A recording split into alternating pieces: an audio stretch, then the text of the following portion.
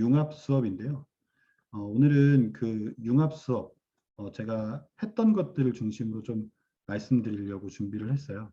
선생님들 혹시 화면 보이시나요?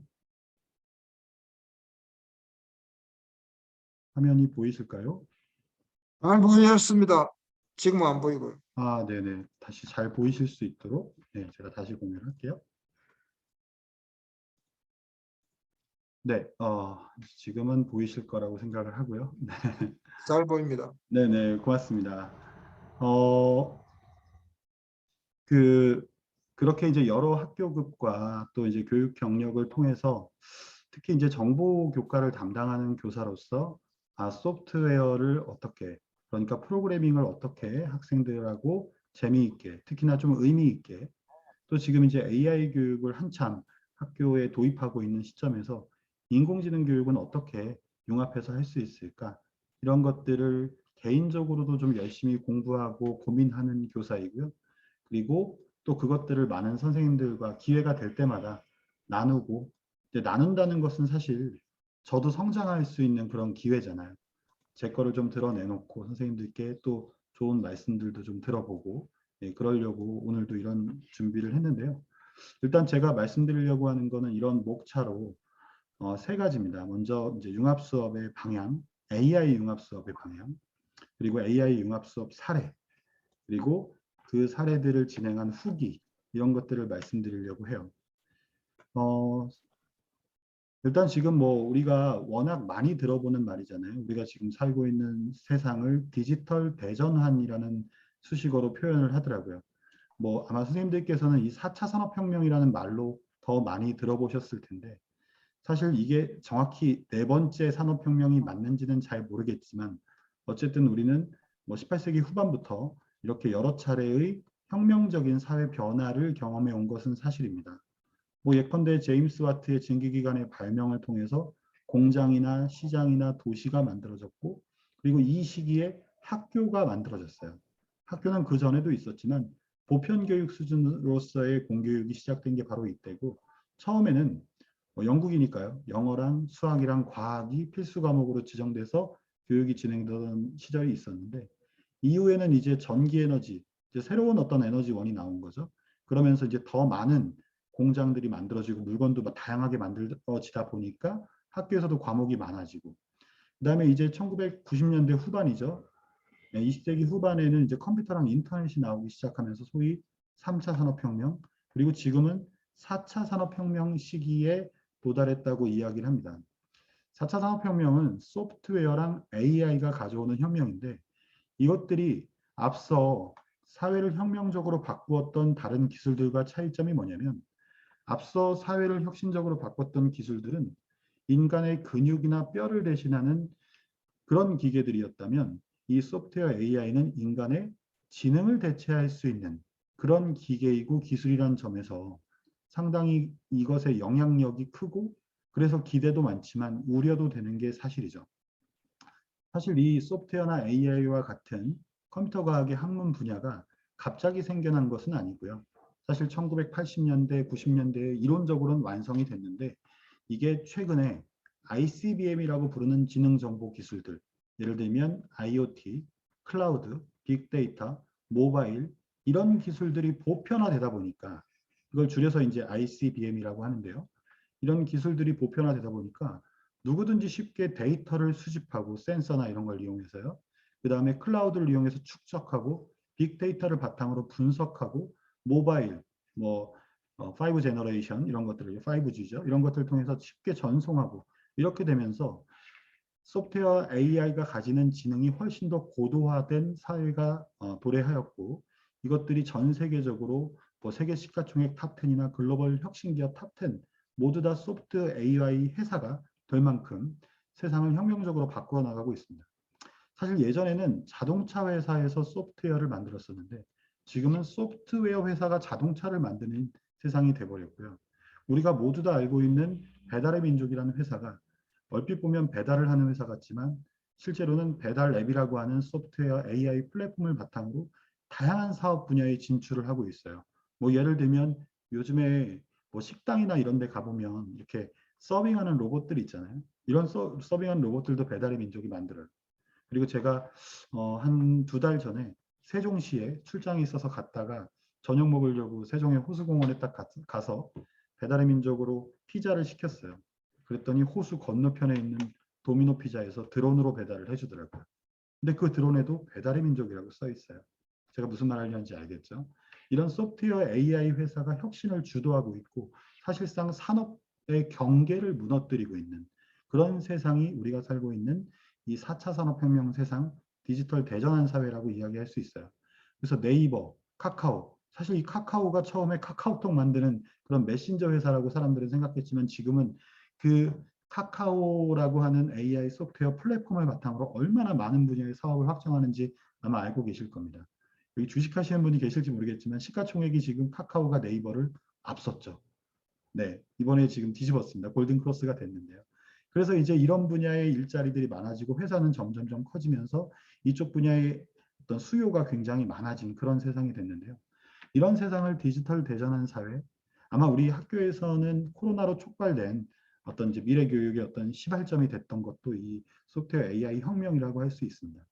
이런 디지털 대전환 사회에서는 새로운 리터러시가 필요하겠죠. 올해 발표된 맥킨지라고 하는 세계 유명한 그 연구소 컨설팅 회사인데요. 이 회사에서 발표한 미래인재 역량을 보면 인지적인 역량, 그다음에 상호작용하는 역량, 그리고 자기주도적인 역량 이외에 디지털 리터러시가 기본적인 미래 인재의 역량이다라고 얘기를 하고 있어요. 근데 디지털 리터러시라고 하면 우리 옛날에 ICT 소양을 생각하는 분들이 많은데 지금은 그런 ICT 소양뿐만 아니라 프로그래밍이나 아니면 알고리즘을 설계하고 데이터를 분석하는 이런 능력, 소위 컴퓨팅 사고력이라고 하는 것까지 디지털 리터러시의 중요한 요소로 포함이 되고 있습니다. 쉽게 말하면 프로그래밍을 할 수 있는 역량을 이야기하는 겁니다. 결국 새로운 시대에 맞는 새로운 리터러시로서 ICT를 활용하는 것뿐만 아니라 실제로 컴퓨터를 이용해서 문제를 해결할 수 있는 컴퓨팅 사고력이라고 하는 게 되게 중요하게 됐는데요. 이 컴퓨팅 사고력은 다른 말로 뭐냐면 아까 말씀드렸던 그런 컴퓨터, 소프트웨어 AI라는 기계가 인간의 지능을 대신한다고 말씀드렸잖아요. 그 컴퓨터가 잘하는 게 있죠. 빠르고 정확하잖아요. 인간은 창의적이고 융통성이 있지만 컴퓨터보다 빠르고 정확하지 못하고요. 반대로 컴퓨터는 시키는 일만 하죠. 대신 아주 빠르고 정확하죠. 이 두 가지가 결합이 된다면, 쉽게 말하면 컴퓨터의 지능이 내 지능의 일부처럼 활용될 수만 있다면 내가 엄청난 일들을 다양하게 할 수 있다는 거죠. 예를 들면 이런 거예요. 어렸을 때 저희 뭐 지금도 가끔 그럴 때 있잖아요. 비 오는 날 걸어가는 것과 뛰어가는 것 중에 어떤 게 더 비를 적게 맞을까 뭐 이런 생각 해보신 적 있죠.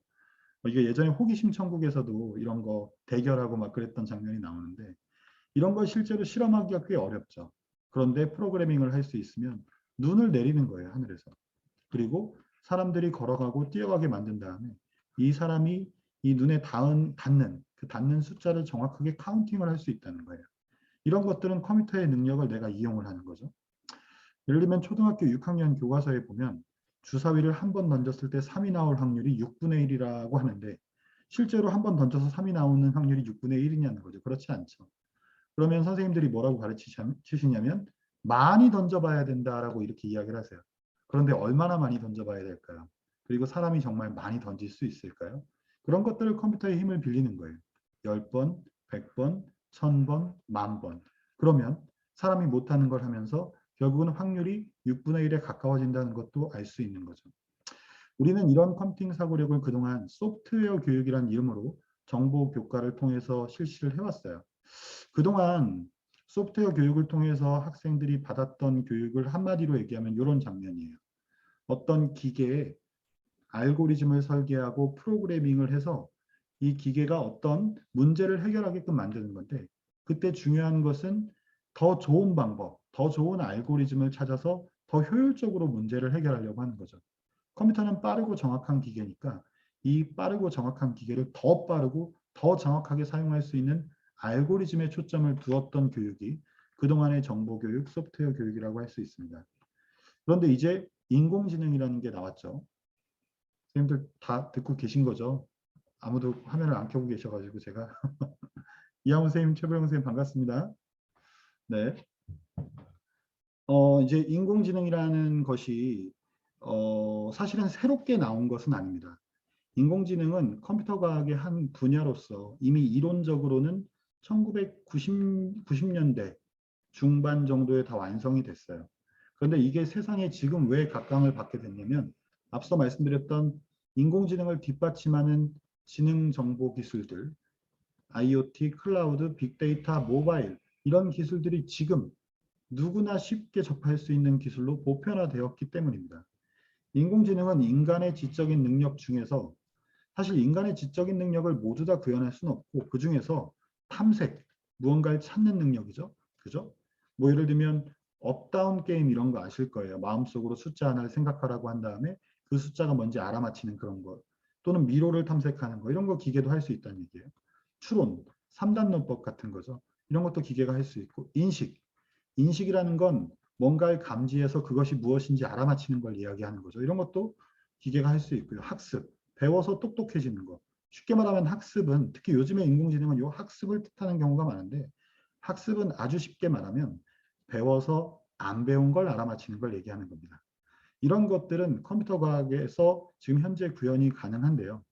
이런 것들이 갑자기 나온 것이 아니라 꽤 오랫동안 연구되고 이론적으로 완성돼 있다가 앞서 말씀드렸던 다양한 지능 정보 기술들이 보편화된 현재 시점에서 더 날개 달린 듯이 다양한 분야에 융합되고 적용되고 있는 그런 상황입니다. 이것이 현재 그런데 앞으로는 어떨까 생각해 보면 앞으로는 더 하겠죠. 그래서 많은 학자들이 결국은 인간의 삶을 혁신적으로 변화시키는 특이점을 이야기할 때 제일 먼저 얘기하는 게 불이에요, 불. 그죠? 불이 있고 없고는 우리 삶이 정말 상상할 수 없을 정도로 다른 거잖아요. 두 번째는 전기거든요, 전기. 세 번째로 꼽는 게 바로 이 인공지능이에요. 우리의 삶에, 우리의 인간의 삶에 특이점, 변화를 가져올 거다. 그 인공지능이 앞으로 우리 사회에 미칠 영향이 굉장히 크다는 얘기인데 그렇기 때문에 이 인공지능을 가르쳐야 된다라고 하는 인공지능 교육이라는 게 등장하게 된 거죠. 쉽게 말하면 우리는 이제 좋든 싫든 간에 인공지능과 함께 살아나가야 된다라는 것이고 그 살아가기 위해 필요한 지식, 기능, 태도 이런 것들을 배워나가는 게 바로 인공지능 교육이다라고 생각할 수 있습니다. 작년이었죠. 교육부랑 창의재단에서 발표한 인공지능 교육 길라잡이를 보면 인공지능 교육의 세 가지 유형을 이렇게 얘기를 하고 있어요. 근데 잘 보면 1번과 2번은 사실 교실에서 교사가 학생에게 가르쳐서 결국 학생한테 무언가를 하는 거고 3번은 그냥 교사가 하는 거죠. 어떤 분들은 이 3번을 인공지능 교육에서 더 중요하게 생각하는 분들이 계신데 굳이 말하면 이것은 인공지능 교육이라기보다는 그냥 디지털 기반 교육, 인공지능 활용 교육 정도로 이야기할 수 있을 것 같아요. 무슨 뜻이냐면 2000년대 초반에 저희가 ICT 교육을 막 한다고 했잖아요. 그래서 학교에 교육정보와 기자재들 들어오고 교단선지나 기자재들이 들어왔잖아요. 만약 선생님이 지금 교실에서 파워포인트를 띄워서 수업을 한다고 그걸 소프트웨어 교육이라고 부르긴 좀 어렵죠. 그런 관점에서 보면 3번을 인공지능 교육이라고 보기보다는 요 1, 2번 AI의 원리를 이해하고 AI를 바탕으로 AI를 이용해서 다양한 문제를 해결하는 이런 교육을 AI 교육이라고 보는 것이 맞습니다. 그래서 요즘에 교육부에서는 AI 이해 교육과 AI 활용 교육이라는 용어를 쓰는데 활용 교육은 요 3번을 얘기하는 거고 이해 교육이 바로 학생의 역량을 길러줄 수 있는 그런 교육을 얘기하는 거예요. 그러니까 인공지능 교육을 통해서 그럼 무슨 역량을 길러줘야 되냐라고 했을 때 결국 첫 번째로 제시되는 건 컴퓨팅 사고력입니다. 앞서 제가 비 오는 날 누가 더 비를 적게 맞을까도 말씀드렸었고요. 그리고 예를 들면 주사위를 던졌을 때 3이 나올 확률이 진짜 6분의 1인가 이런 것들이요. 컴퓨터의 능력을 이용하는 거죠. 내 지능의 일부처럼. 그런데 이제 인공지능까지 이용할 수 있으면 그러니까 이제 앞서 소프트웨어 교육에서 다뤄지지 않았던 이런 지능정보 기술을 문제 해결에 활용하는 이런 역량, 거기에 필요한 약간의 수학적 지식, 이런 것들을 보강한, 더 확장된. 그래서 뭐 아주 쉽게 얘기하면 인공지능 교육은 소프트웨어 교육을 더 심화 확장한 정보 교육이다라고 말할 수 있고요. 특히 인공지능의 뭐 먹이라고 할 수 있죠. 어차피 인공지능이라는 게 소위 데이터 민주주의라고 해서 데이터가 이끄는 힘으로 가는 거니까 이 데이터 리터러시라고 하는 소양도 중요한 소양으로 이해가 되고 있고요. 그래서 데이터를 수집하고 분석하고 해석, 활용할 수 있는 이런 역량, 그리고 문제 해결력. 사실 이 문제 해결력이 전통적인 학습자 역량이라고 봤을 때 AI 교육을 받으면 특히 문제를 발견할 수 있는 능력이 상당히 많이 향상된다는 걸 해본 분들은 이야기를 합니다. 그리고 새로운 기술이 또 나와도 결국은 알고리즘, 프로그래밍, 인공지능, 데이터 이것을 벗어나기가 어렵다라는 걸 많은 분들은 알고 있어요. 그래서 이 교육을 받으면 뭐 나중에 또 새로운 거 나오면 또 배워야 되나 이런 것이 아니라 결국은 모든 것의 중심이 되는 게 바로 이 소프트웨어 AI라는 거죠. 그리고 뭐 태희 사건이나 이루다 사건에서 알 수 있는 것처럼 AI가 우리 삶에 미치는 영향이 굉장히 많기 때문에 윤리적인 교육도 굉장히 중요한 인공지능 교육의 요소로 포함이 되고 있습니다.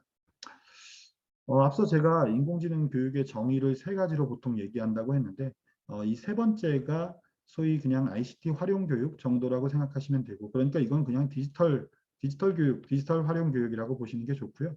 인공지능 교육이라고 하려면 이 두 가지를 이야기할 수 있을 것 같아요. 인공지능의 원리를 이해하고 인공지능을 만들어서 문제를 해결하는 거죠. 물론 아예 없었던 인공지능을 새로 만든다라고 할 수도 있지만 지금 갓 태어난 인공지능을 더 똑똑하게 만드는 것도 인공지능 개발 교육의 하나라고 얘기를 할 수가 있습니다. 사실 이런 교육을 받게 되면 학생들한테 어떤 장점이 생기냐면요. 기존에는 할 수 없고 볼 수 없었던 새로운 역량이 생기게 돼요. 이게 무슨 말이냐면 제가 예전에 정재승 교수님이랑 그 토크 콘서트를 진행한 적이 있었는데 그때 정재승 교수님이 했던 말씀이에요. 앞으로는 학교에서 막 지식을 공부해서 성적을 매겨가지고 1등부터 뭐 줄 세워서 누구는 무슨 대학 가고 이런 게 큰 의미가 없어질 수도 있다. 왜냐하면 어차피 맨 앞에는 AI가 있을 수밖에 없다는 거죠. 그 AI가 내 것이 됐을 때 그 맨 앞에 무조건 1등이 될 수밖에 없는 우리는 그 1등이 될 수밖에 없다는 것을 왓슨이나 알파고를 통해서 이미 봤잖아요. 그 맨 앞에 있는 AI를 내 걸로만 만든다면 내가 누구나 1등이 될 수 있는 결국 그런 능력을 길러줄 수 있다는 얘기고요. 인공지능 교육에서 배우는 것들은 결국 인공지능을 이용해서 탐색하고 추론하고 학습하고 인식하는 원리를 배우고 실제로 그걸 바탕으로 문제를 해결하는 그런 역량들을 배우게 됩니다.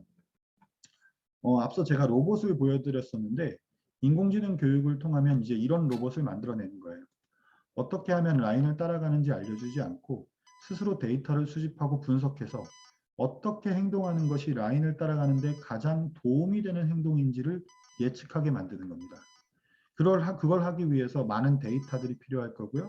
그 데이터를 분석하는 알고리즘을 스스로 찾게 만드는 거죠.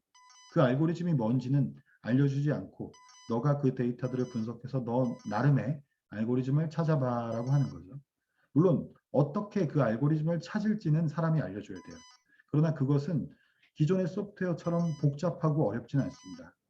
일종의 과정이 있고 루틴이 있고 어떤 프레임이 있다는 거죠. 그 모델 안에서 학습을 시키게 되면 이렇게 라인을 따라가는 로봇이 만들어지는데 이것이 앞서 보여드렸던 이 로봇과는 차이가 분명히 있죠. 이 로봇은 어떻게 하면 라인을 따라가는지 그 알고리즘을 정확히 알려줘야 됐다면 여기 보이는 이 큰 영상의 로봇은 라인을 따라가는 방법 자체를 알려주는 게 아니라 그 방법을 찾는 방법을 알려주는 거다라고 생각하시면 좋을 것 같아요. 그런데 이러한 인공지능이 이제 앞으로 굉장히 다양한 분야에 접목될 수밖에 없고 그래서 이제 뭐 인공지능 국가 전략이나 아니면 여러 국가에서 AI 플러스 X 또는 뭐 X 플러스 AI라는 용어를 써서 결국 모든 분야에 AI가 접목될 수밖에 없다라고 이야기를 하는데 이것은 앞서 얘기했던 컴퓨팅 사고력이 다양한 분야, 뭐 생물학이나 인지과학이나 언어학이나 뭐 다양한 분야에 융합된 사례라고 얘기를 할 수가 있을 것 같아요. 아마 많은 분들이 그래도 컴퓨터는 창의적인 건 못하니까 예술 분야는 아니지 않을까 생각하지만 실제로는 예술 분야, 그리고 뭐 의료 분야, 그리고 법률 분야, 그리고 뭐 스포츠 분야까지 다양한 분야에 이미 AI가 사람을 대신하고 있는 상황입니다. 그리고 뭐 오늘 이게 지금 에듀테크잖아요. 에듀테크 수업 나눔. 에듀테크 수업 나눔인데 왜 AI 교육을 얘기하고 있나 오해하실까 봐 얘기를 해보면 결국 이 AI 소프트웨어가 교육에 접목된 것을 우리가 에듀테크라고 부르는 거예요. 금융에 접목되면 핀테크라고 부르고 의료에 접목되면 디지털 헬스케어. 결국 이 AI 플러스 X, X 플러스 AI가 다양한 분야에 접목되고 사실상 모든 분야에 접목될 것을 많은 분들이 예측하고 있고요. 그렇기 때문에 인공지능 교육은 인공지능 자체를 가르치는 정보교육 플러스 이것들을 다양한 분야에 접목할 수 있는 융합교육과 함께 이루어질 때 그 시너지가 만들어진다고 할 수 있을 것 같습니다. 일반적으로 융합교육의 유형은 이렇게 두 가지를 얘기해요. 학제 간 융합이라는 건 뭐냐면 쉽게 말하면 정보 시간에 과학 시간에 배운 걸 활용하는 것 또는 수학 시간에 사회 시간에 배운 걸 이용하는 것 이렇게 과목 간의 융합을 해서 그 과목을 더 잘 배우게 만드는 걸 학제 간 융합이라고 합니다. 그러면 AI 융합 교육은 뭐가 있을까라고 생각했을 때 학생들이 영어 단어나 영어 표현을 배우고 나서 스스로 AI 챗봇 프로그램을 만드는 거죠. 이 AI 챗봇 프로그램을 만들기 위해서 다양한 단어들을 다시 한번 리뷰, 복습을 해야 되고 이 챗봇 프로그램을 완성하기 위해서 다양한 표현들도 써볼 수 있는 거죠. 물론 AI 스피커를 이용해서 발음이 정확한지를 알아본다거나 아니면 번역을 하게 한다거나 이렇게도 할 수 있겠죠. 다학제 간 융합이라는 것은 뭐냐면 어떤 문제 하나를 해결하기 위해서 또는 어떤 주제를 중심으로 여러 가지의 과목들을 지식으로 활용하는 걸 이야기하는 거예요. 예를 들면 쓰레기 분리수거와 같은 환경 문제를 해결하기 위해서 문제를 정확하게 분석한 다음에 그것의 해법을 다양한 교과 지식을 통해서 얻어가는 거죠. 그런데 이런 융합을 할 때, 특히 AI 융합 교육을 할 때 앞서 말씀드렸던 것처럼 영어과 수업에서 AI 스피커를 활용하는 것은 융합 교육이라고 보기는 어렵습니다. 이것은 말 그대로 활용 교육이에요. 앞서 이야기했던 것처럼 무슨 선생님들께서 수업하시는데 PPT를 썼다고 소프트웨어 융합 교육이라고 하지 않는 것과 같은 거죠. 그리고 이렇게 교육을 받았을 때 학생들한테 무슨 영향이 길러질까 생각해 보면 사실상 큰 변화를 기대하기는 어렵죠. 왜냐하면 우리가 교육이라는 워딩을 붙이려면 그 교육을 통해서 학생이 뭔가 바뀌어야 되잖아요. 그런데 이렇게 학습을 하거나 아니면 PPT를 이용해서 학습을 한다고 했을 때는 그냥 영어를 조금 더 효율적으로 가르치는 거지 학생이 AI와 관련된 소양이나 역량이 길러진다고 기대하기는 어렵죠. 그러니까 앞서 말씀드렸던 것처럼 AI 이해 교육이나 개발 교육의 관점에서 AI 융합 교육을 실시하는 것이 훨씬 더 바람직하고 큰 의미가 있다라고 말씀드릴 수 있을 것 같아요. 그래서 지금 보면 이제 정보랑 사회랑 과학이랑 융합을 해서 쓰레기 분리수거 문제를 어떻게 해결할까? 지금 사회적으로 굉장히 큰 문제가 되고 있잖아요. 그럼 분리수거와 관련된 문제가 뭐가 있을까? 그랬더니 예를 들면 페트병 분리수거하기 진짜 어렵잖아요, 그죠? 그래서 분리수거가 가능한 페트병은 뭐고 불가능한 페트병이 뭐고 이런 것들을 AI를 통해서 학습을 시킨 다음에 AI가 갖다 비춰주면 이건 분리수거가 안 됩니다. 이건 분리수거가 됩니다. 이러기 위해서는 환경이 분리수거와 관련된 지식도 필요하고요. 그리고 AI와 관련된 지식도 필요하겠죠. 이런 것들을 융합해서 교육을 할 수 있다. 이런 것들이 지금 사례로 제시되고 있는데요. 지금부터는 제가 수업했던 사례들을 좀 보여드리면 이건 정보랑 사회랑 융합을 한 거예요. 근데 제가 지난주에 융합과학교육원에서 진행하는 과학수학정보 융합 프로젝트 연수에서 강연을 할 때 그때 좀 자세하게 말씀을 드렸던 건데 융합 수업을 할 때는요. 예를 들면 정보 선생님이 융합 수업을 한다고 한다라고 했을 때 정보 선생님이 사회교과의 내용은 알지만 사회교육의 전문가는 아니잖아요. 그러니까 사회교육을 융합하기 위해서는 사회교과의 교육과정을 먼저 정확하게 이해하는 게 필요합니다. 그래서 교육과정을 직접 볼 필요도 있고 아니면 사회 선생님과 대화를 나눌 필요가 있어요. 쉽게 말하면 항상 팀 티칭을 할 수는 없잖아요. 팀 티칭이라는 게 하면 좋겠지만 사실 굉장히 일회성이고 일반화되기 어렵다는 건 다들 아시잖아요. 그러니까 그런 것보다 사회 선생님과 내가 이런 수업을 하고 싶은데 사회랑 융합할 수 있는 게 뭐가 있을지 아이디어 회의를 한다거나 저 같은 경우는 사회 교과서를 봅니다. 보면서 내가 지금 요 데이터 분석하는 실습을 하고 싶은데 그때 사회랑 융합할 수 있는 게 뭔지 찾아본다는 거죠. 그죠? 사회교과의 중학교 1학년입니다. 사회교과에 어떤 내용이 있냐면 기후로 떠나는 여행, 기후가 환경에 미치는 어떤 영향, 이런 것들이 있어요. 단원 자체가. 그래서 그것을 보면서 예를 들면 어떤 여행을 떠나고 싶을 때 어디로 떠나면 좋을까? 요게 이제 제가 수업했던 사례인데 저희 학생들이 작성했던 포트폴리오예요. 여름 휴가 언제로 가면 좋을까? 이런 것들. 사실 아시는 분들은 아시겠지만 이게 AI 교육 보조 교재에 있는 내용이에요. 그런데 그 내용을 그대로 적용하는 것이 아니라 그걸 적용하기 전에 사회 교과서를 한번 보고 사회 교육과 정도 한번 보는 거죠. 그래서 여기에 이런 내용이 들어가야지만 사회 교과에서도 의미가 있구나. 이런 내용이 들어가야지만 또 정보 교과에서도 의미가 있구나. 근데 또 이때 중요한 건 뭐냐면 이 융합의 중심이 되는 교과가 누구인가 하는 거예요. 쉽게 말하면 이 융합을 해서 어떤 교과가 이득을 더 많이 보는가. 이 수업은 아이들이 데이터를 수집하고 분석하는 정보 교과의 2단원, 자료와 정보와 관련된 핵심 개념, 또 성취 기준을 학습하는 그런 수업이었어요. 정보 수업이란 얘기예요. 그러니까 정보 교과 좋자고 하는 거예요. 그런데 사회 시간에 배운 내용을 갖다가 쓰는 거예요. 이 문제를 해결할 때. 그러면서 사회에선 이미 학습을 했지만 사회에서 배운 것들을 다시 한번 또 리뷰를 할 수 있는 그런 기회를 주는 거죠. 결론적으로는 사회랑 정보가 모두 좋지만 누가 물어봤을 땐 이건 정보 수업이다라고 얘기할 수 있다는 거예요.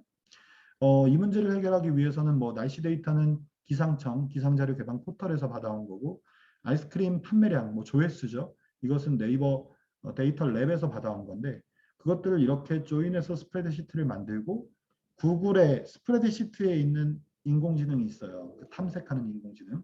그걸 이용해서 간단하게 그래프를 만들어 본. 아마 지금 이거 수업 해보신 분 정보생들 여기 계시겠지만 보조교재에는 직접 다 만들어보고 분석하게 되어 있는데 저는 그렇게 수업을 하지 않고요. 일단 스프레드시트에 있는 AI한테 먼저 만들어보게 시킵니다. 그런 다음에 그 AI가 만든 게 내가 만들려고 한 것과 같은지 틀린지 학생들이 생각하게 만들고 다르다면 학생들이 직접 만들어보게 하는 거죠. 분석을 해봤더니 2019년에 아이스크림 판매량이 기온이 올라갈수록 판매량도 늘어나는 걸 알 수가 있어요. 그렇죠? 그런데 보니까 그렇다고 가장 추울 때가 가장 적게 팔린 건 아니고 또 올라가는 게 이렇게 선형적으로 올라가는 게 아니라 이렇게 포물선을 그리면서 올라가는 것도 알 수가 있죠. 이걸 바탕으로 학생들과 수집 분석하고 나서 그냥 끝내면 안 되고 다양한 해석을 하게 되는 거예요. 그리고 이걸 어떻게 활용할지 너가 나중에 아이스크림 판매하는 사람이면 어떻게 할래? 너가 아이스크림 판촉을 하는 디자이너라면 어떻게 할래? 막 이런 얘기를 하면서 저 같으면 평균 기온이 한 10도에서 15도로 올라갈 때부터 아이스크림 가게에 있는 냉장고를 밖으로 내놔요. 뭐 이런 얘기를 할 수가 있고요. 디자인을 그때부터 시작하고 홍보물을 만들어요. 이런 얘기들도 할 수가 있다는 거죠. 그리고 오히려 가장 추울 때 배라는 겨울이 제맛이다. 이런 카피 문구를 쓰면서 홍보를 하는 이런 아이디어들도 나올 수 있는데요. 제가 이 수업을 할 때 저는 2019년 데이터 가지고 학생들과 실습을 했는데 학생들에겐 2020년 거를 스스로 한번 해봐라라고 시켰어요. 그랬더니 지금 이게 2020년이고 위에 게 2019년이거든요. 명확하게 지금 대비가 되는 게 보이시죠? 뭐가요? 아이스크림 판매량이요. 학생들한테 이걸 어떻게 해석해야 되니라고 시간을 주는 거죠. 다양한 해석 결과가 나오지만 2020년은 다들 알다시피 코로나가 시작된 시점이잖아요. 코로나가 우리 경제에 미치는 영향이구나. 네, 이 제목은 저희 학생들이 붙인 제목이에요, 보고서에. 전 이걸 보고서 굉장히 놀랐어요. 데이터가 있으니까 이런 수업이 나오는구나.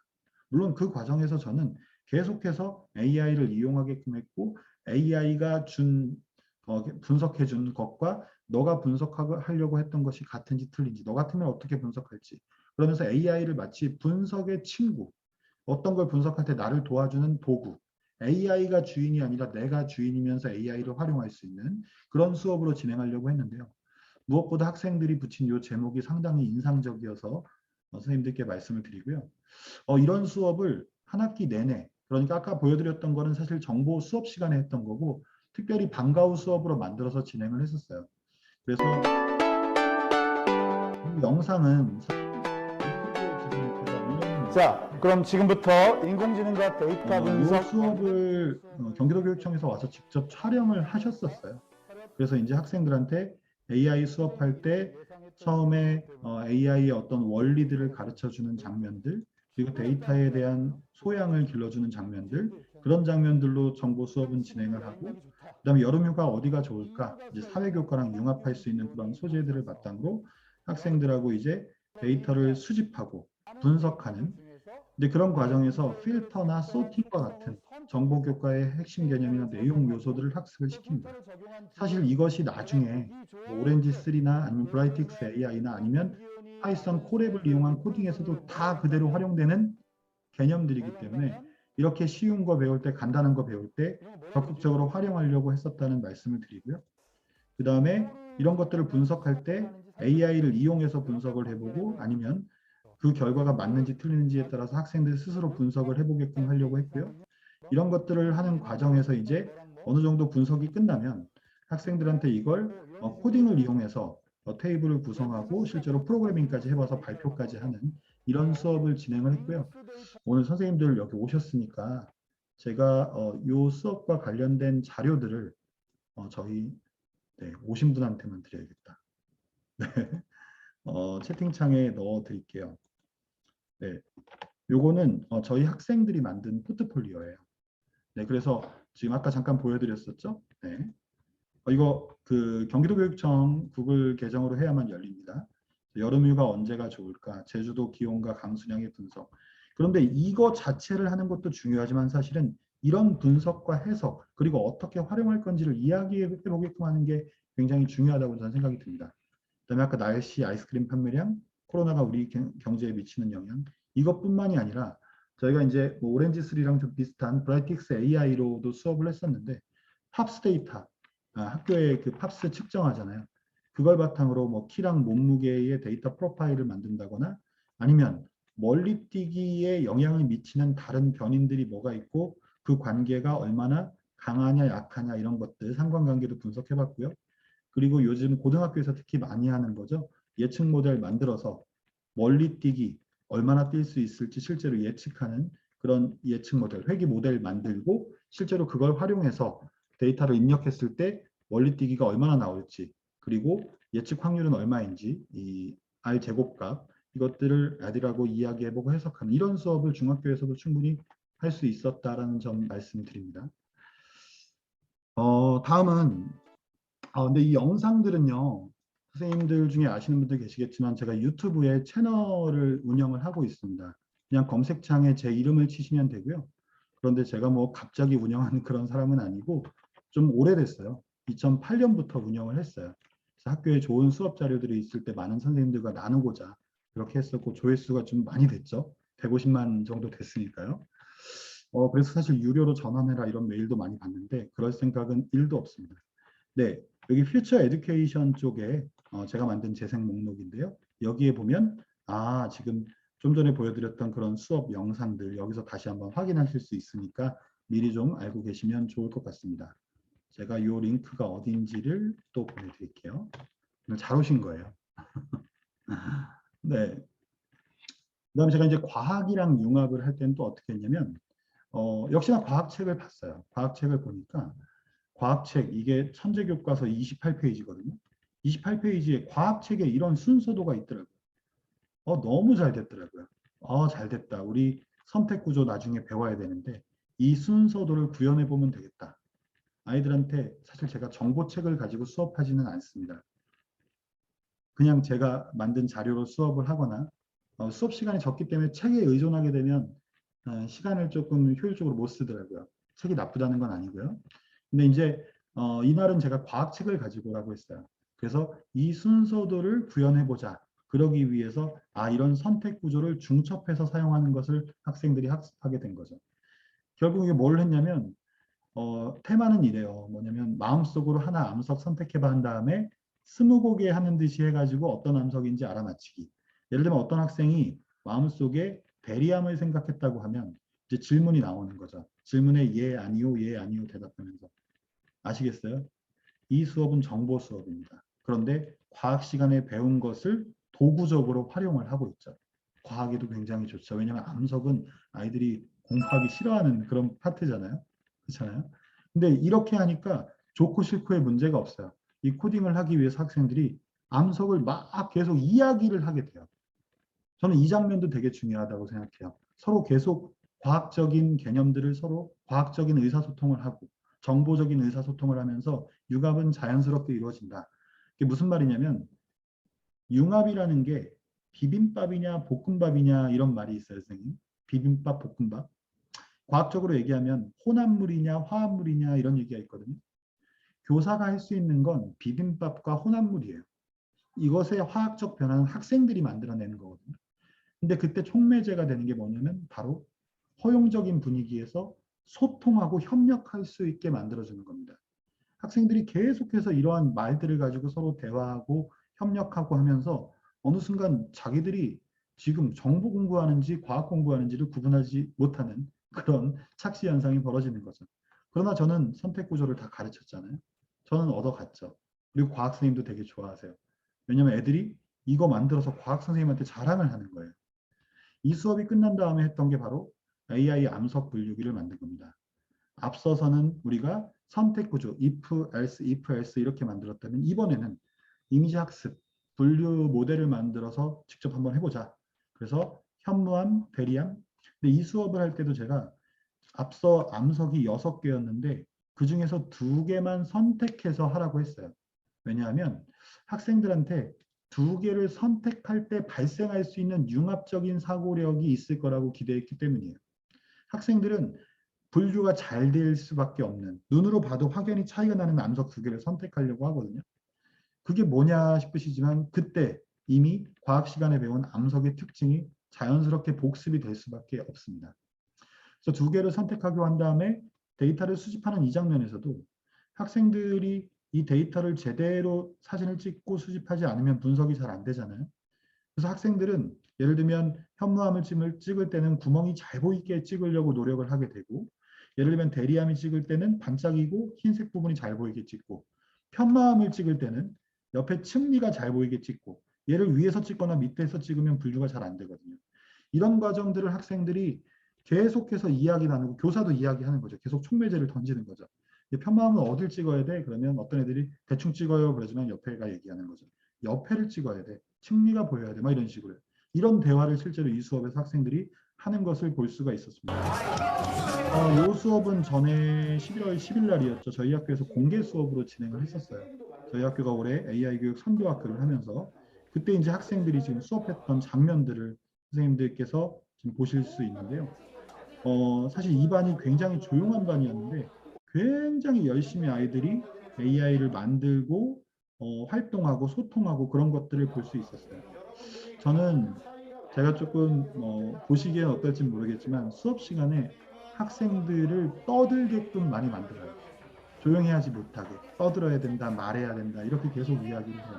물론 싫지만 그래야만 학생들이 사고력이 번뜩이고 창의력이 나오고 그리고 융합적인 대화가 이루어진다는 걸 알기 때문에 학생들이 이 중에서 뭐 10마디를 할 때 그 중에 딱 한 가지라도 과학적인 의사소통, 정보적인 의사소통이 일어나면 성공했다고 보는 거죠. 자, 이 영상도 유튜브 채널에 있으니까 한번 살펴보시면 도움이 될 것 같습니다. 그 수업을 했던 다른 반의 장면들이에요. 정말 재밌게 수업을 하고요. 여기 옆에 지금 화이트보드 보이시죠? 네, 아이들이 이 교실을 되게 좋아하는데 이 화이트보드가 있기 때문이에요. 그리고 제가 이 수업을 하기 위한 공간 구성에서 좀 신경을 많이 쓴 게 이런 모드명 책상을 구성해서 언제든지 2인 1모듬, 3인 1모듬, 4인 1모듬 이렇게 언제든지 모듬이 가능하게끔 구성을 하려고 노력을 했고요. 그리고 지금 아이들이 예를 들어 이렇게 뒤에를 보고 있는 아이들도 이쪽에도 TV가 있고 이 옆쪽에도 있고 앞쪽에도 TV가 있어요. 그러니까 어디를 보더라도 선생님을 굳이 꼭 보지 않아도 TV를 보면 수업 흐름을 따라갈 수 있도록 그렇게 교실을, 공간을 꾸민 것도 이 수업이 성공적으로 이루어진 배경 중에 하나입니다. 물론 이런 상품도 중요하고요. 물론 뭐 맨날 상품을 쓰는 건 아닌데. 그리고 이 암석 같은 경우는 과학 선생님이 하나하나 다 챙겨주셨어요. 너무 감사하게 생각하고 그 얘기는 뭐냐면 이 수업을 설계할 때 과학교사는 의논을 한다는 거죠. 하지만 팀티칭을 하진 않았습니다. 중학교 특성상 수업이 다 많으시잖아요. 그러니까 뭐 이 수업 하나 하려고 선생님이 앞에 해주세요. 제가 이렇게 하진 않고요. 다만 그런 효과를 내려면요. 선생님들께서 아이들이 융합하려고 하는 예를 들면 정보랑 과학이랑 융합이라고 하면 정보를 지금 1학년 때 배우고 있거든요. 저희 학교에서는. 그럼 과학도 1학년 때 배운 걸로 해주셔야 돼요. 이 거리가 멀면 융합이 일어나지 않습니다. 거리가 가까우면 가까울수록 더 활발한 융합이 일어날 수밖에 없거든요. 그러면 사실 팀티칭과는 그래도 시차가 있지만 팀티칭 효과랑 크게 다르지 않다는 이야기입니다. 이건 올해 상반기에 체육교과랑 융합을 한 건데요. 일단 제가 정보 수업에서 이렇게 모션인식 AI를 만드는 이게 삼성전자의 주니어 소프트웨어 아카데미 프로그램이 있잖아요. 그죠? 이걸 학생들하고 이제 모션인식 AI를 배웠어요. 그런 다음에 체육교과랑 융합을 해서 뭘 했냐면 학생들이 체육 시간에 피트니스를 배우거든요. 그러면 그 피트니스를 배울 때 집에 가서도 체육 선생님이 가르친 것처럼 연습을 하고 싶은데 아시겠지만 저런 거 집에서 연습하다 보면 자세가 다 무너지고 엉망이 되잖아요. 그랬을 때, 아, 그럼 선생님을 닮은 선생님과 같은 AI 트레이너를 만들자. 그걸 만들면 집에서 내가 체육 공부를 더 열심히 할 수 있는 거죠. 여기서 중요한 건 이 수업은 체육 수업이라는 거예요. AI와 관련된 건 이미 정보 시간에 다 배웠죠. 지금 체육 시간에 예를 들면 이런 뭐 숄더 프레스를 지금 하고 있고 아까 그 런치, 스쿼트, 뭐 덤벨 컬 이런 것들을 배우는 체육 시간이에요. 이 체육 선생님이십니다. 이 수업을 하는데 저희 학교 체육 선생님 4분이 함께 하셨어요. 4분까지 필요한 수업은 아니지만 체육 선생님이 원하시더라고요. 본인들도 한번 수업을 이참에 바꿔보고 싶다라고 하시면서 그래서 참여하셔가지고 이렇게 학생들한테 그냥 체육 시간처럼 설명을 하는데 그 설명이 다 끝난 다음에는 이제 학생들이 선생님한테 설명받은 걸 바탕으로 데이터를 수집을 하는 거죠. 그런데 감사하게도 이때 체육 선생님이 옆에 계셔서 그게 정자세인지 오자세인지 계속 피드백을 주세요. 그러면서 아이들은 결국 뭐 하는 거냐면 그 체육 선생님의 지능을 모방한 AI 트레이너를 만들게 되는 체육 수업을 받게 되는 겁니다. 이 영상도 앞서 보여드렸던 유튜브에 있으니까요. 네, 이 영상이거든요. 선생님들 시간 되실 때 살펴보시면 좋을 것 같습니다. 네, 뭐 과학, 뭐 체육, 뭐 사회, 뭐 윤리 사실 뭐 할 수 있는 게 굉장히 많습니다. 앞서 말씀드렸듯이 AI 플러스 X라는 것 때문이죠. 사실 뭐 트롤리 딜레마는 요즘 보니까 뭐 초등학교부터 고등학교까지 폭넓게 사용하는 주제더라고요. 이 주제가 반복된다고 해서 과연 그 수업의 질도 똑같은가 그렇지는 않죠. 학생들이 지금 중학교든 초등학교든 고등학교든 각각의 어떤 인지 단계, 인지 수준에 맞게 이 토론의 내용도 수준도 달라질 거라고 저는 생각을 합니다. 다만 아무것도 인공지능에 대해서 모르는 상태에서 이걸 토론한다? 이건 저는 의미가 없다고 생각해요.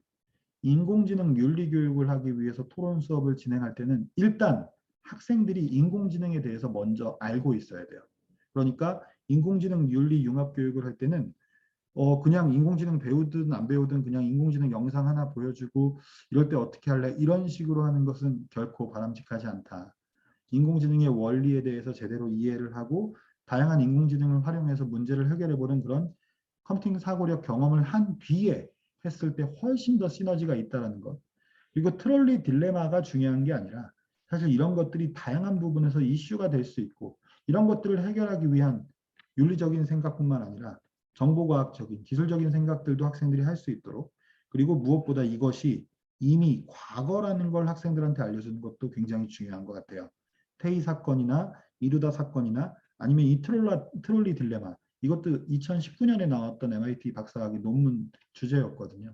그러니까 상당히 나는 미래라고 생각하는 게 이미 누군가한테는 과거고 아직 나한테 정확히 오진 않았지만 올 수밖에 없는 그런 미래이자 과거라는 걸 학생들이 이해하게 해주는 것도 상당히 의미가 있다는 생각이 듭니다.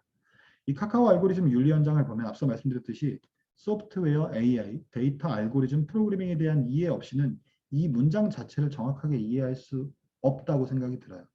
이 차별이 뭐 사람과 사람 간의 차별을 얘기하는 것만이 아니잖아요. 이 편향성이라는 게 무슨 뭐 특정 집단을 미워하고 이런 것만 얘기하는 게 아니라는 거예요. 데이터를 분석을 할 때 뭐 예를 들면 분석 알고리즘을 무엇을 사용할 것이고 그 알고리즘에서의 개수를 뭘로 할 것이고 이런 기술적인 파트도 있기 때문에 함께 고민할 수 있도록 시간을 주고 기회를 주는 것이 중요하다라는 말씀을 드리고 싶습니다. 제가 딱 1시간을 준비를 했어요. 그리고 좀 질의응답을 하려고 했는데요. 이런 수업을 하면서 제가 느낀 것은 인공지능 융합 수업이라는 이름을 붙이려면 단순히 활용교육이나 매뉴얼 교육은 지양해야 된다는 말씀을 드리고 싶어요. 제가 올해 1학기 때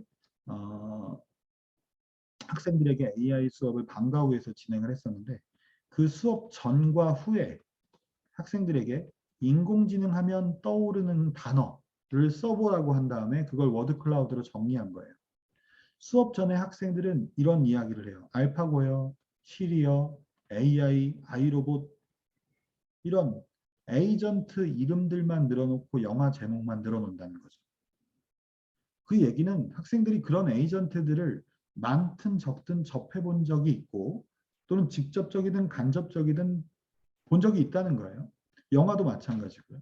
그런 아이들한테 그 기계를 또 써보게 하고 영화만 보여주게 하고 그런 교육보다는 그것들을 이용해서 무엇을 할 수 있는지를 알려주는 게 더 중요하잖아요. 그래서 수업을 진행하고 난 후에 학생들이 결국 데이터구나. 깜짝 놀랐어요. AI 하면 떠오르는 것은 알파고가 없잖아요. 데이터가 제일 많아요. 이 지금 이 글자의 크기가 뭘 의미하는지 아시죠? 데이터, 문제 해결, 미래의 친구이고 도움이고 수단이다. 라는 이야기를 학생들이 하게 되더라고요. 제가 물어봤어요. 여기 학습이라고 쓴 친구들, 이 학습이 어떤 학습이야? 기계 학습이야? 인간 학습이야? 라고요. 무슨 얘기인지 아시겠어요? 인공지능의 원리 중에 학습을 얘기하는 건지 아니면 인공지능을 공부하고 싶다는 걸 얘기하는 건지 이렇게 얘기하면서 웃었던 기억이 나는데요. 결국은 이러한 과정을 통해서 아이들이 뭐가 중요한지를 알게 되고 이런 원리들을 알아야 인공지능 할아버지가 나오더라도 변화에 유연하게 적응할 수 있는 그런 변화 적응력이 길러지는 거라고 생각을 합니다. 그리고 결국은 이런 교육을 하기 위해서는 정보, 그러니까 소프트웨어 AI를 가르치는 정보 교과가 다른 교과를 융합을 하던 또는 다른 교과에서 정보 교과를 융합을 하던 아까 그 체육처럼요. 과학은 아까 제가 그 암석 분류하는 그거는 정보에서 과학을 융합한 거였지만 그 AI 트레이너 만든 것은 체육에서 정보를 융합한 거거든요. 물론 체육 선생님들이 정보 선생님들만큼 아직은 어려움이 있으시죠. 그러니까 팀티칭을 같이 한 거예요. 무슨 의미인지 아시겠죠? 그리고 정보 선생님들 입장에서도 융합을 하는 게 굉장히 중요한데 사실 정보 선생님들은 늘 융합을 하고 계시죠. 그런데 그 융합이 조금 더 빛을 발하기 위해서는 융합하는 소재와 학생들 사이의 거리가 너무 멀면 안 돼요. 최대한 가까운 거리에 있는 소재로 그 가까운 거리에 있는 소재라는 건 다름 아닌 학생들이 지금 배우고 있는 교과목들 간의 융합이 가장 좋다는 말씀을 드리는 거예요. 자, 그리고 결국 이런 융합 수업을 통해서 학생들은 컴퓨팅 사고의 전이력을 경험을 하게 돼요. 앞서 얘기했던 AI 플러스 X라는 세상을 미래의 세상, 학생들이 살아나갈 미래의 세상을 학교에서 저는 이런 교육이 굉장히 의미 있다고 생각하는데 사람들이 이런 걸 미래 교육이라고 얘기하더라고요. 빠르게 변화하는 미래에 대처할 수 있는 교육을 학교에서 실시하는 걸 얘기하는 거죠. 근데 그 미래 교육이라는 말을 쓸 때 과연 정말 실체가 명확히 있는 미래 교육이 몇 개나 될까? 저는 그 중에 하나가 정보 교육, 인공지능 교육이라고 생각해요. 다만 그것이 융합적으로 이루어질 때 이 AI 플러스 X가 만들어내는 이 세상 또는 X 플러스 AI 어느 게 중심이냐에 따라 달라지겠지만 이것이 바로 미래의 교육의 참 모습이다라고 개인적으로 생각을 하고요.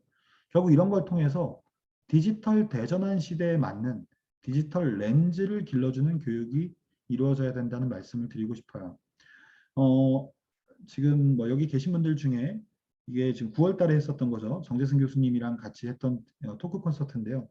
이 토크 콘서트에서 정재승 교수님이 직접 하셨던 얘기예요.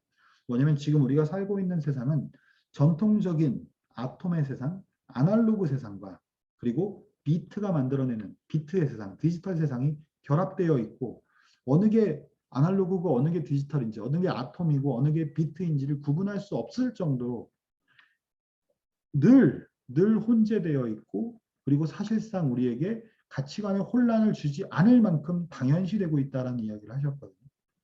그런데 학생들이 지금 학교에서 배우는 교육을 보면 아날로그 시대에서 중요했던 교육을 배우고 있잖아요. 이제는 디지털 시대 어느 것이 비중이 더 큰지는 아마 선생님들의 판단에 맡기겠지만 어쨌든 디지털 시대에 맞는 디지털 리터러시, 디지털 렌즈 반드시 필요하다는 말씀을 드리고 싶고요. 관심 있는 분들은 이미 보신 분들 계시겠지만 지난 11월 24일이었죠. 2022 개정 교육과정 총론 시안이 발표가 됐습니다. 이 총론 시안에서도 정보 교과 교육을 중심으로 다양한 교과에서 소프트웨어든 AI든 이런 신기술을 활용하거나 융합해서 수업하는 것을 강조를 하고 있어요. 그러니까 정보 선생님들은 정보 선생님 나름대로 그리고 정보 선생님이 아닌 분들은 또 그 교과 나름대로 어떻게 디지털 리터러시를 길러줄 것인가에 대한 고민을 해야 할 시점이 됐다라는 말씀을 드리면서 오늘 강의를 마치도록 하겠습니다. 발표 들어주셔서 고맙습니다. 감사합니다. 네, 선생님들 제가 준비한 말씀들은 다 드렸는데요. 혹시 뭐 궁금한 거나 이런 게 있을까요? 네, 뭐 질문 뭐 한두 개 정도 받으면 좋을 것 같고요. 제가 아까 했던 그 말이죠. 미래는 이미 우리 곁에 와 있다. 단지 널리 퍼져 있지 않을 뿐이다. 라는 말. 사실 이 AI가 바꿔놓는 세상의 미래가요. 사실 우리나라처럼 이미 산업화가 어느 정도 진행된 나라보다 지금 개발도상국에서 더 빨리 적용이 되고 있어요. 무슨 말인지 아시겠죠? 왜냐하면 어떤 사람의 직업을 뺏어가야 되는 이유가 없잖아요. 거기는 산업화가 안 돼 있기 때문에. 결국 뭐 미래가 이렇게 갈 수밖에 없다는 그런 얘기인데요. 이런 교육을 받는 아이들이 꿈을 찾을 수 있고 스스로에 대한 자기 효능감이 향상된다는 점 마지막으로 말씀드리고요. 혹시 다른 질문이 없으시면 제가 오늘 이제 드리려고 했던 자료들 앞서 영상이 아마 제일 궁금하실 것 같은데 여기 그 유튜브 채널에 수업 영상들을 제가 좀 그때그때 올려놓으니까 선생님들이 참고하시면 좋을 것 같고 또 아까 저희 학생들이 만들었던 포트폴리오 네, 아마 어떤 분한테는 바로 뭔지 아실 거예요. 근데 어떤 분한테는 이게 뭘까 하는 생각이 드실 텐데 어쨌든 지금 학생들이 학교에서 AI 교육 또 AI 융합 교육이라고 받고 있는 그런 장면들을 예상하실 수 있을 거고요. 마지막으로 저희 학교 홈페이지인데요. 제가 홈페이지 메인 메뉴에 인공지능 교육이라는 것을 하나 넣어놨어요. 이쪽에 가보시면 이 모어를 눌러보시면 저희 학교에서 1년 동안 인공지능 교육 선도학교를 운영하면서 했던 것들 그리고 학생 사진 사례들을 가능한 범위 내에서 정리해서 올려드렸습니다. 이런 것도 참고하시면 저런 교육이 가능한 거구나 또는 저렇게도 하고 있구나 또는 저한테 그것보다 이런 게 더 좋습니다라고 알려주셔도 나중에 좋을 것 같습니다.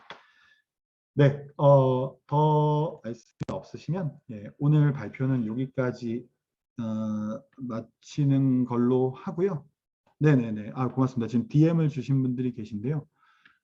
사실 지금 연수가 굉장히 많습니다. AI 교육 관련돼서.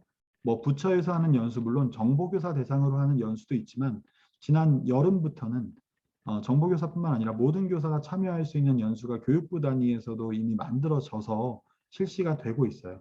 네, 그런 연수 참여해서 들어보시면 아무래도 물론 이제 사설 연수원보다는 부처에서 하는 그러니까 교육부나 아니면 뭐 캐리스나 창의재단이나 이렇게 부처에서 하는 연수들을 들으시면 전체 교육 과정이 흘러가는 방향과 함께 이해하실 수 있으니까 더 좋을 것 같아요. 올해 겨울에도 캐리스에서 전 교과 교사 대상으로 하는 인공지능 교육 교원 담당 역량 강화 연수가 예정되어 있습니다.